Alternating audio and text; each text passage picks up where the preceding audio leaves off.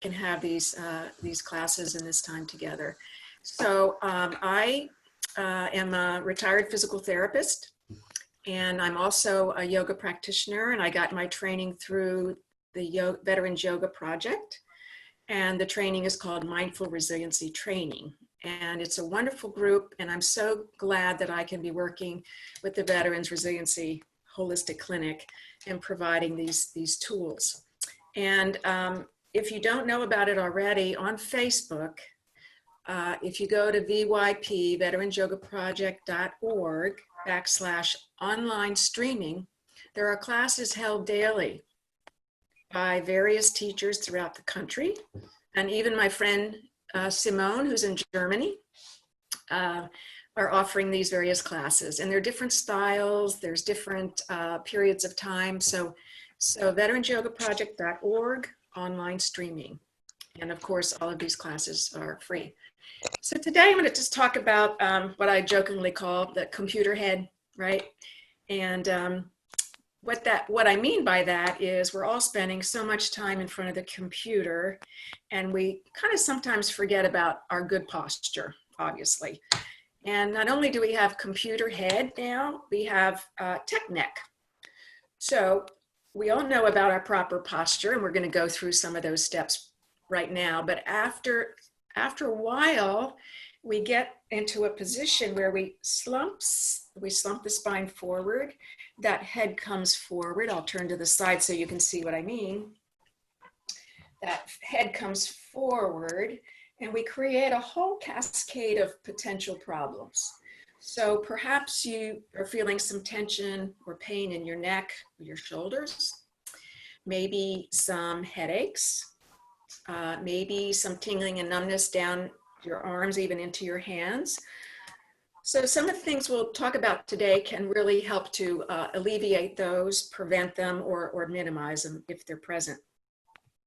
So the whole key here is this neutral spine position, okay? So we're going to talk about that a little bit more, but we're going to do kind of a three-part today. First part, we're going to just sit in a very comfortable position and do some breathing, which will bring us all kind of into the room, into our space together. And then I'm going to have you sit forward in your chair. All the asanas will be done sitting today. I'll show you one later on that you can do if you have a standing practice. In the last couple of minutes, we'll talk about something called a mudra. And you may or may not have heard about what a mudra is. And a mudra is a hand gesture. And there's hundreds of them, okay? And they all correlate to the use of acupuncture points, which connect fingers to toes and travel through our bodies on a meridian system. But I'm bringing up these two very simple mudras because we hope to be opening up soon. And some folks may be going back to work, we hope. Some folks may be getting on the bus, Gus, I love to say that, get on the bus, Gus. Or even standing in line at the Kroger, you can do these simple techniques that can help you balance your energy level. And it might be that you're feeling sort of down in the dumps, can't get off the couch today. So you might want to use the more energizing movement.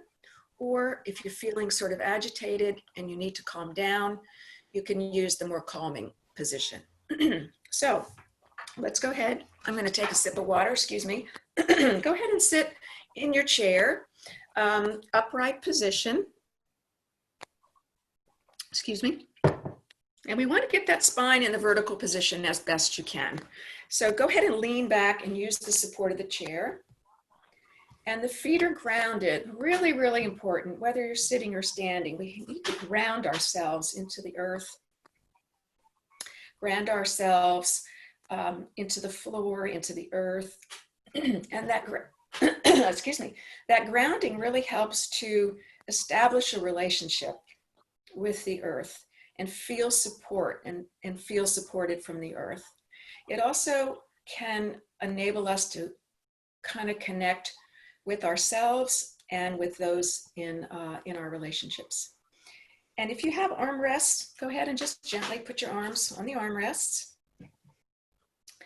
And this is kind of a 90-90-90 position. So it's called passive sitting. So your knees are at a 90-degree angle, your ankles 90-degree angle. So all four corners of your feet are grounded, and hips are at a 90-degree angle, or even if your hips are a little bit higher, that's even a little bit more comfortable for your spine. So let's just close our eyes. I invite you to close your eyes if you're comfortable. And if not, let's just soften the gaze. And you'll put your hand on your center, on your belly. And I'm going to ask you just to hook your thumb right onto your belly button just for a moment. Okay, so we'll just go ahead and start our regular breathing. And for those of you who know that we typically do awareness breathing with the breath moving in through the nose and out through the nose as well. So we just want a nice, steady, smooth, stable breath. If you're having some allergies today or you're not comfortable inhaling and exhaling through the nose, feel free to breathe however you would like, maybe breathing through the mouth. Hopefully you're not dealing with any COVID symptoms yourself, but we'll just feel the expansion of the breath when we inhale and feel it down in the belly and exhale. Breathing in, breathing out.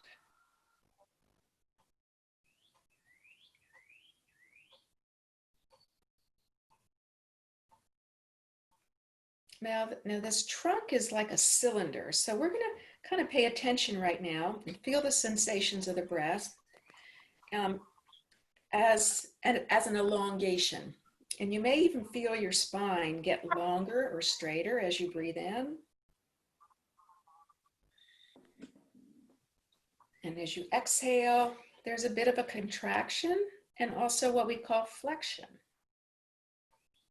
And this is what we feel in therapy, or Karen does with her somatic emotional release or cranial sacral work. We can actually feel the spine doing these movements in a very subtle way, or sometimes not so subtle way.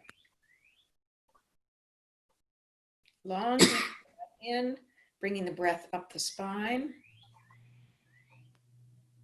And exhale, back down. Now I'll turn your attention to the breath from the standpoint of the width of the breath. So when we breathe in, we want the rib cage to expand, and we want that breath to move laterally. Karen, I think you're on the full screen. Can you put me on the full screen?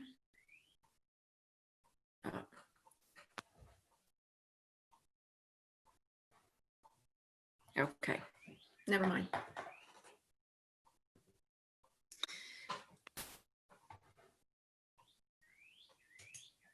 I'm not sure Karen heard you. Elaine. Yeah. Karen. Let's see. I only see you, Elaine. I only see you. Okay. I think we're all seeing you, Karen. No, we're seeing you full screen. Okay. Okay. I was seeing. We see you. Okay, great. Okay. You're perfect. Okay. Okay. All right. So, okay. Focus back. Words. Sorry about that interruption. So now we're going to think about the breath as it expands to the sides. So intercostal expansion, lateral breathing, they call it in Pilates. And I'd like you to think about this breath going as wide as your shoulders, as wide as your hips, taking up space, owning this space, extending your boundaries.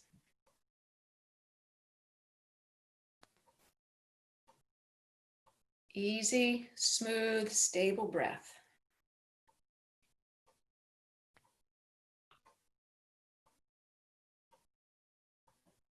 And then lastly, we'll think about the depth of the breath. So when you're doing your breath in and out, think of the breath coming all the way up, even into the throat and into the neck, into the face, not creating tension, but this nice inclusive breath. And this idea goes along beautifully with Karen's talk last month about social engagement and polyvagal theory ventrally as it connects to our face and our throat.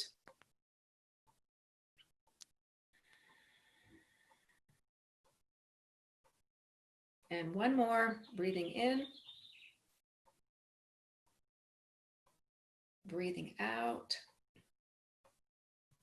And then lastly, I'd like you all to ask yourself, why are you here today?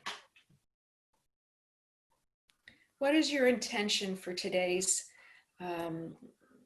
union together? So let's flutter the eyes open if they were closed. And now I invite you to scooch forward in your chair to about the front third of the chair. And you're gonna keep those feet grounded, but let's widen the knees a little bit, kind of shoulder width apart. So you have a nice stable base. So for those of you that used to ride horses, you're up in your sort of your 2-point position almost. So nice vertical spine from the bottom of the spine, lifting right up through the crown of the head. So we're grounding from the pelvis down, we're grounding, and we're lifting from the pelvis up. And we'll bring our shoulders up, back, and down, up, back, and down. And your shoulders are going to be stacked right over your hips.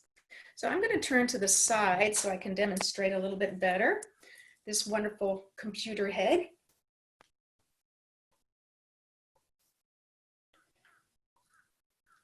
I definitely need a haircut.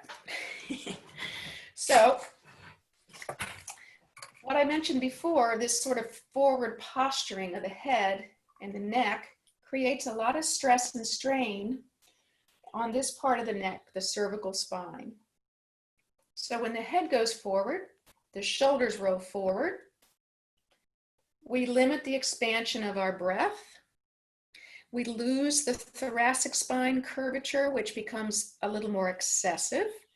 And very importantly, we lose the lumbar curve, this slight inward curve in the low back. So the low back has a slight inward curve, and the neck has a slight inward curve as well.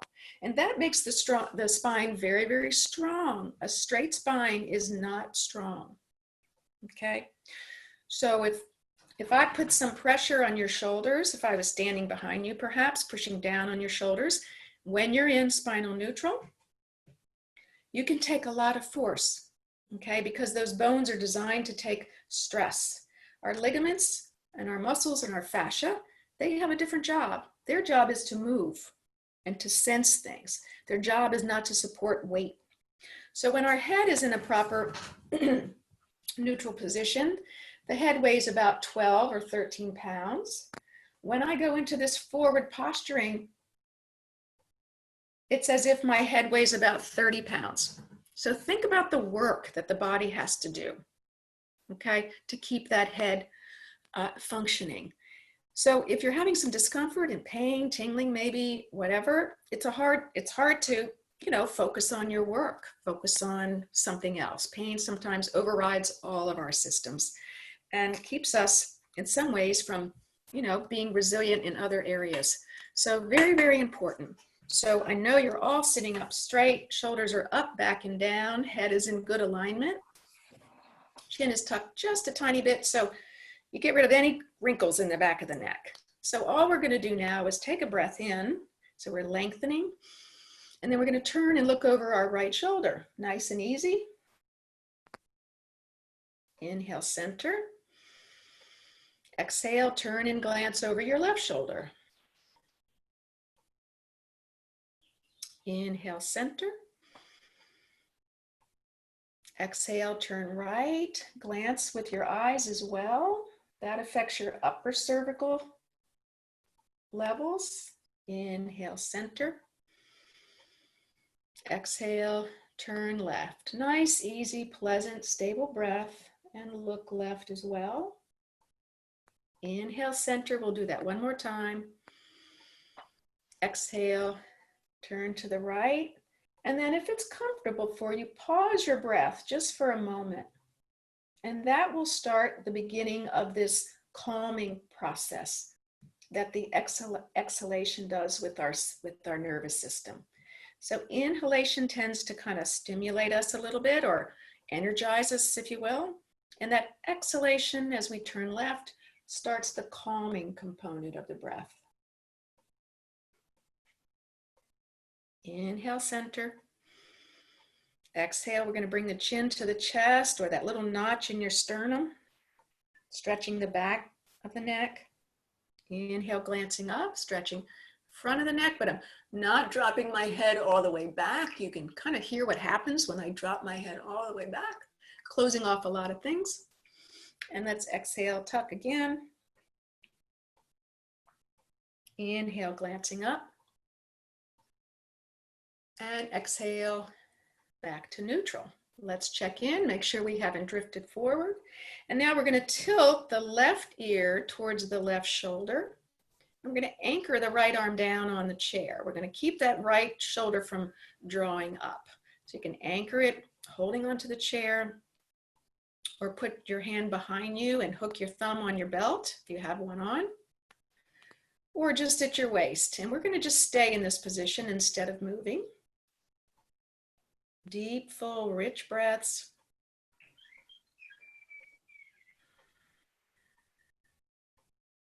One more time, inhaling. And exhale. Now we're going to turn our chin down and look into our top pocket, if we have one. And we'll stretch out that other muscle called levator scapula. Big problem child, in addition to our upper trapezius. And now we're going to slowly glance and lift our chin up and over the right shoulder, if that's comfortable for you, if your neck allows. Good. Okay, head back to center, release the arm, head comes back to the center. And let's just roll that shoulder up, back, and down just a little bit. And we'll repeat on the left side. So chin back in, chin tuck. And we're going to side bend to the right. Right ear to the right shoulder. Left hand anchors along the chair, along your waist, or hook into that belt. Couple of breaths. You can visualize this muscle getting long and soft in a good way, releasing, relaxing.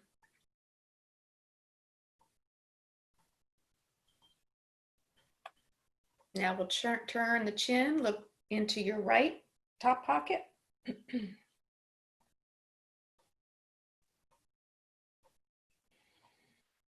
And now we'll turn the chin and glance up over the left shoulder. Nice and easy. No tension, no pain. Head back to neutral. Let's release that shoulder. And now we'll do this one. Couple of circles just to kind of bring us back to neutral. So now I'm going to push myself away from my desk a little bit so I have some more space. And I suggest you do that as well. And you're going to move your arms out to the side so that you have enough room to move your arms. First time I did this, I whacked my fingers on my file cabinet. So make sure you're not doing that. And if you have a belt, take that off. If you don't have a belt, no worries. So if you do have a belt, we're going to bring the arms out in front like this, a little bit wider than shoulder width apart. And if you don't have a belt, just pretend you do. And I'd like you to imagine that you're pulling that belt out a little bit, or if you're used to using TheraBand, we're creating just a little bit of good tension in the back of the shoulder and back of the shoulder blades.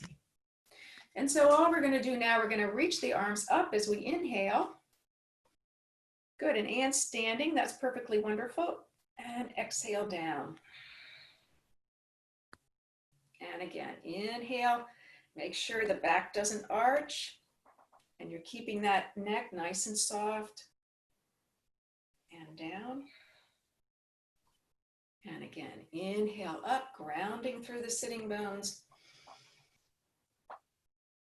And exhale. Last time, inhale. And exhale. You can relax that belt for a moment. And let's reach our arms up twice, up overhead on the inhale and the exhale. So any of you, if you happen to have any tingling or pain, please note if that's present or how much is there, and we'll come back and check that later and see if there's been a change. Frequently there is. Okay, so if you have your belt, you can grab it and put it in your right hand and straighten your arm up.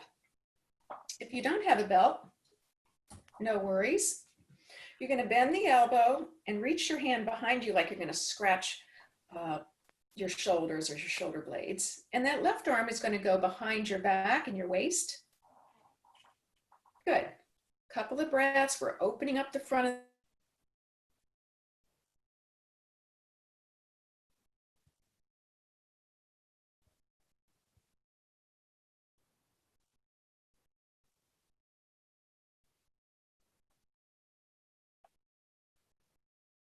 you get out of the shower or the bath.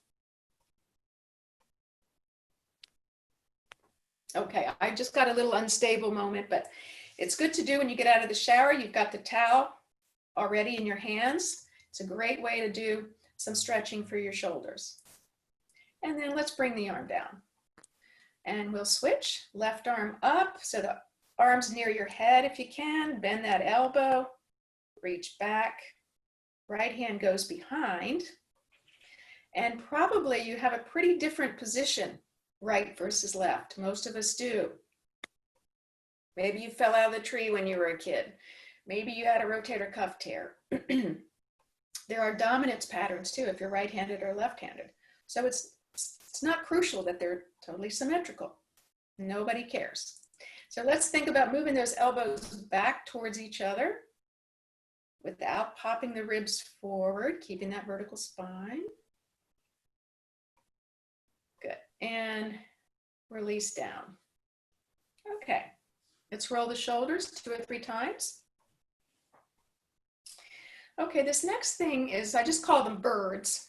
And what we're gonna do is just move our wrists. I'm gonna move over here so you can see my wrist. We're gonna bring our wrist up and down. Fingers come up, fingers point down, okay? And we'll start with our arms by our sides, and we're gonna just move up to the 90-degree position.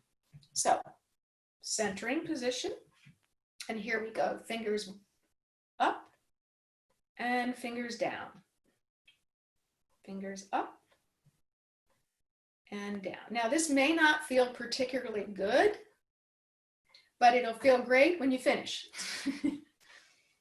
That's my physical therapy brain coming back, because this does lots of things, not only for the muscles, but it does affect the nerves and helps to relax those nerves. We don't think about our nerves getting tight, but they do. They get stuck. Okay, one more time. Fingers up and fingers down. Release the arms down. Let's do a roll or 2 of the shoulders. Okay, so let's just reach our arms all the way up again, up overhead as we breathe in. And exhale down. So those of you who are having symptoms, did you notice a change? And let's turn and look over our right shoulder, left shoulder, and just check in. Do things feel different? Things feel easier? I hope so. Okay, this next one is called eagle arms. And we typically do this standing, where we wrap the legs in a way similar to wrapping the arms, but we're just going to do the arms today. So let's take the arms in front. We're going to take the right arm and reach underneath the left. And try to cross as much as you can at your elbow, okay? And then we're gonna put the back of the hands together. So if this doesn't work for you, this is perfectly wonderful. If that doesn't work, hands like this. Or if you're very flexible, you can wrap around like a corkscrew. Okay, so we're going to drop the shoulders away from the ears just for a moment. And we're just going to breathe.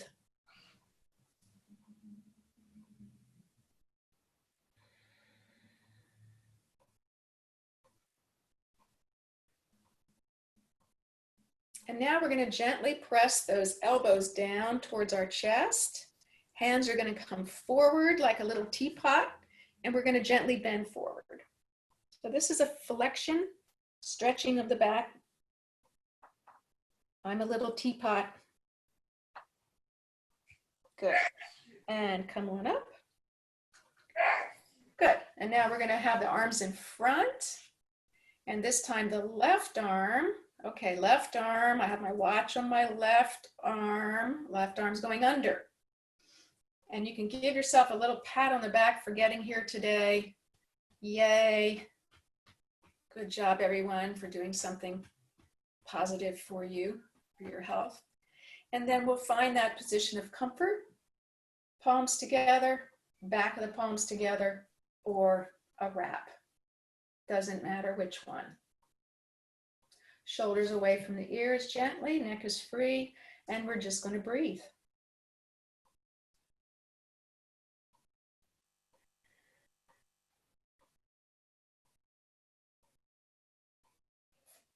And let's bring our elbows down a little bit. This is a nice thing for post-mastectomy. It works on those trigger points, those acupuncture points, the lymphatic system.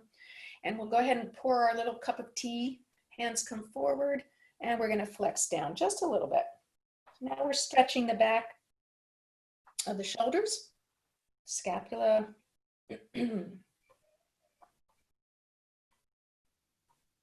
And come on up. Let's release the arms. Bring them on down.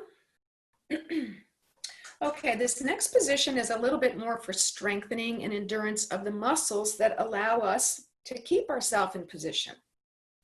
When muscles are tight in the front, they pull us forward. But the muscles in the back have to be strong enough to keep us there, right? So it's a balance between flexibility, mobility, and strength and endurance. So I'll show you this in sitting, but this is the one I mentioned to Anne and some of you earlier that you can do as part of your Warrior One practice if you have a standing practice. So we're going to bring our arms out into a cactus position, we call it, or goal post, okay? So all we're going to do is bring the arms towards each other. If they touch, that's fine, okay? So now we're going to inhale, open the arms out. Shoulder blade muscles are opening. Take a breath in, filling up. And exhale, blow it out. Inhale, open. Exhale, close. I love this one. Inhale, open. Exhale, close. Inhale, open. And exhale, close. Last time. So for those of you that would like to take a break, you can rest your arms in your lap. Maybe do those shoulder circles. And I'm going to stand and demonstrate how we do this in Warrior One.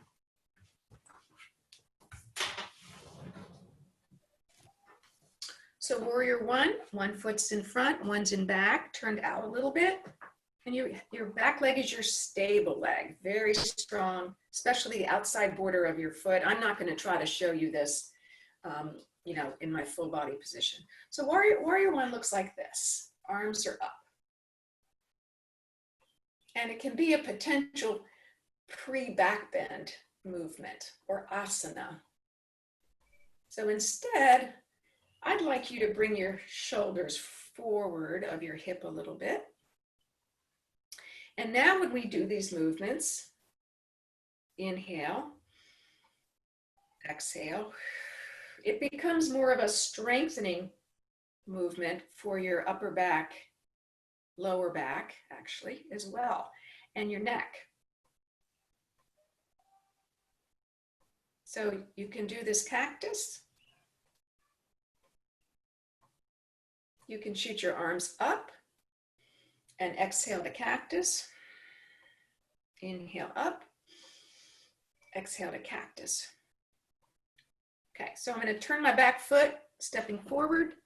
So just an alternation, and sometimes we get stuck doing the same thing in yoga practice, same pose all the time. And it goes against any sort of exercise protocols about changing things up, cross-training. So you can do that simple thing in a slightly different way. And again, if you want to focus on strengthening, endurance, as opposed to a back bend type of thing. Okay. So with that said, I'm going to finish up with this idea of these mudras. So there are hundreds of mudras, and we all know there's a classic mudra that we use in yoga called prayer position, okay? Anjali Mudra is the name of that. So this is a sort of a Christian mudra we use. We don't really call it that, but that's kind of what it is. And there's all kinds of other mudras that we use. And as I mentioned, if you've had the luxury and the honor to have any treatments with Tanya, she uses the acupuncture points on your feet. Well, these stimulate the acupuncture points on your hands. And some of the modern day yogis think this is so important to moderate your energy level. So it might restore your energy level a little bit. Okay, sometimes when we're depressed and down, we can't get off the couch, we need a little reboot, right? We need a little freshening up, right? And other times we're having a really hard day, we can't seem to focus, we have poor attention, we're kind of zipping off all over the place. Then you might want to use the mudras that tend to be a little bit more calming, but they're all about balance. And as I mentioned before, the acupuncture system is based on Eastern medicine, where there are channels and meridians that either start or end in your hand, depending. Let's say they start in your foot and they come all the way through your limbs and through your trunk and end up in your hand. And that's why by stimulating certain points, like for example, this one is good for digestion.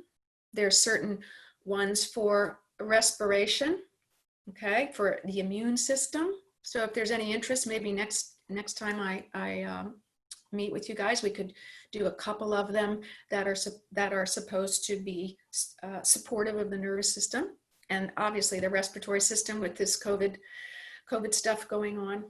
So, I don't know, to be honest with you, about all the research about it. Excuse me, one more sip. But what I do know is that it's just another means for focused awareness, focused attention, and concentration, and to bring the system into balance. Okay, so we're going to find a nice, comfortable position again.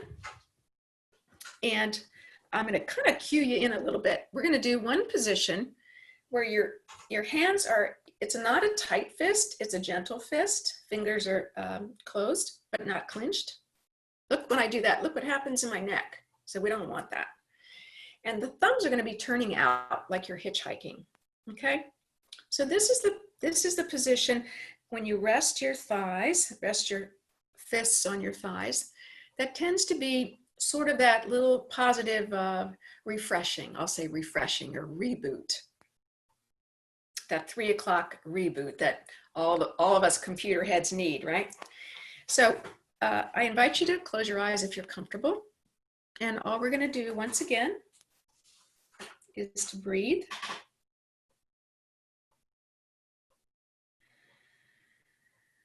And I would like you to be aware of where the breath is in this position. And again, you're not holding your hands out tight, okay? You're just kind of resting in this position.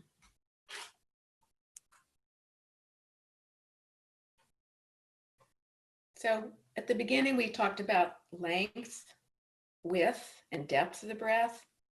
So kind of check in with that. Don't try to change it. Just be aware of it, because there's no right or wrong.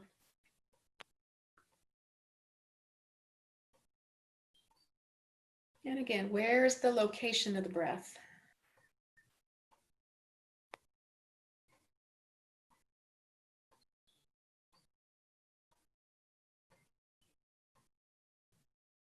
And lastly, how are you feeling?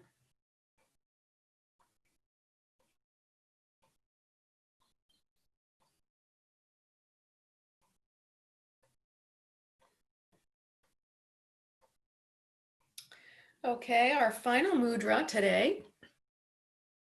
The hands are now in a fist, but the thumbs are tucked in. Not tight. This is actually a test for tendonitis in your thumb, so don't do that. Just a gentle closing of your fingers on your thumb, resting on your thighs. And just some basic breathing again, once again. Maybe thinking about being aware of depth, length, and breadth, and width of the breath.